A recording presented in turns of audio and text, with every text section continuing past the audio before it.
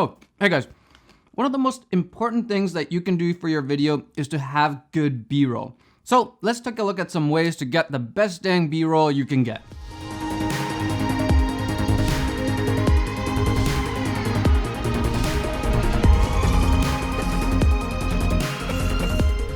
Alright guys, in my first video of this year, I talked about trying to do some good with this channel, and this is my first good deed of the year. And no, it's not eating potato chips, but this is a company called 1 in 6, and it's actually run by a guy named Josh Monahan.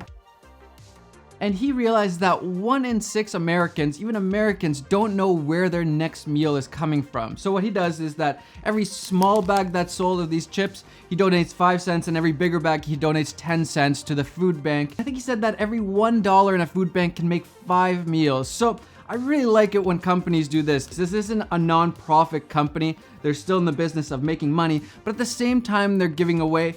And the best way to do that is to make a good product, and these are actually really good. So check out 1 in 6 Snacks. That's my first good deed of the year.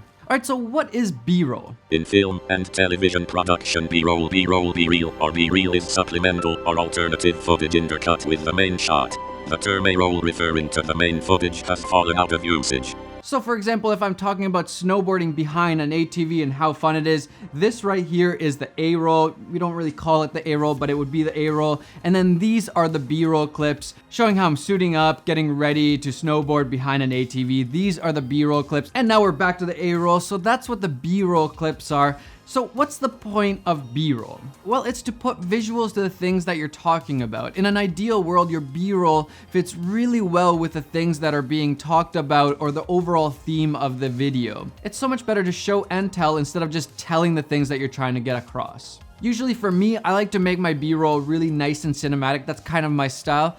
But not all B-roll has to be this epic 120 frames per second cinematic eye candy. As long as the B-roll fits your video, then that's good. It doesn't have to be 120 frames per second like a lot of people think. And there's nothing wrong with 120 frames per second. I just want to say that you don't have to use it. There's all sorts of different ways of showing B-roll. Find out what's the best way for your video and do it that way. B-roll should enhance your storyline. So if I'm talking about how I love traveling to warm places, I'm going to show clips from Maui or somewhere like that and not clips from Iceland where it's not warm. And okay, that's really obvious, but sometimes it's not as obvious what kind of B-roll to show, and a lot of people show just unrelated B-roll, and that gets boring really fast. The brain kind of tunes out because it doesn't understand, why are you showing this clip? This has nothing to do with the things that you're talking about. Unrelated B-roll can be really distracting, so you need to really think about what fits your storyline. And it doesn't have to be just, literal B-roll of the thing that you're talking about. You can symbolize things, or you can have an overall narrative over time, or you can use things like passage of time. This is one of the things that a lot of vloggers kind of miss out in their videos. They go from one place to the next without any kind of B-roll in between. And B-roll is a really good way of just showing that time has passed from this point to the next. So if you're traveling by car, get a few shots of you driving in the car. If you're flying somewhere, a few shots in there. Anything to kind of link the two things together. Time-lapse can also be a really great way to just show passage of time. It just, the speeding up of things just shows that, okay, time has passed now, and then you're in a new place. Okay, so how can we make sure that we get the best B-roll for every single video we make? I'm gonna give you guys a few tips, and I'm gonna use the snowboarding ATVing that we did with Peter as kind of an example for these. Number one, and I'm always talking about this, is planning it. Plan your shoot out. Plan what kind of B-roll you need and how you're gonna get it. What kind of equipment are you gonna use to get that B-roll?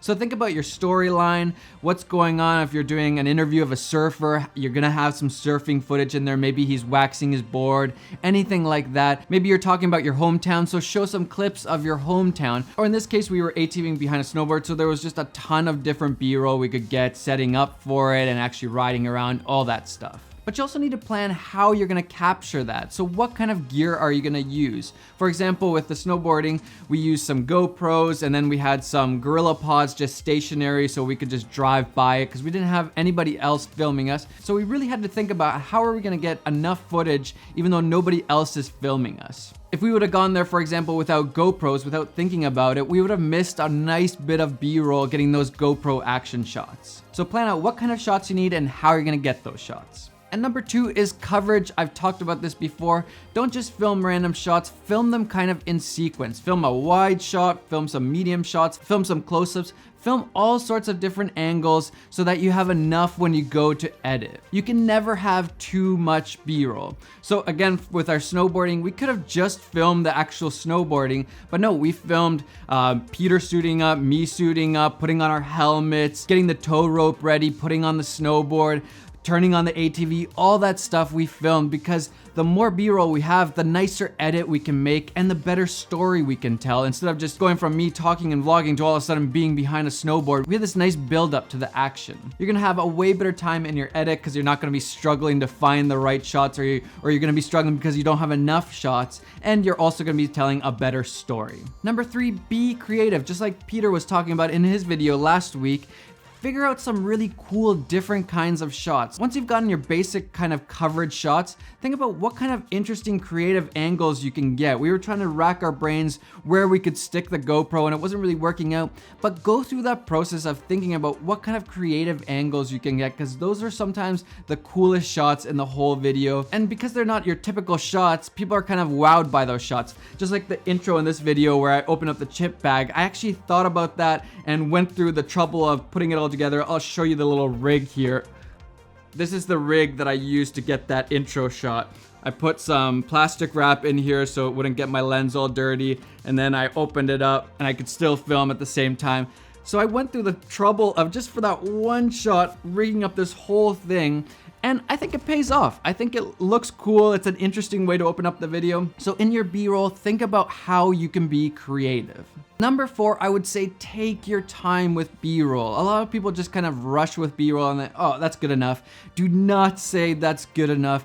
B-roll is probably one of the most important things in your video. This is really the place where your footage has an opportunity to shine, where you can really flex your creative muscles and show what you're capable of. In any given portfolio or reel, when people show off kind of their work, it's all the B-roll. You're not showing these talking faces very much because the B-roll is the really high quality stuff. So don't rush it. This is where you have your chance to shine and kind of show what you're made of. If it doesn't look good, switch it up, try something different, keep working at it until you have some really nice looking B-roll. And one of the big things here is to use light properly. That's really gonna help you out. So trying different angles to work with the available light, because a lot of times we don't have light set up.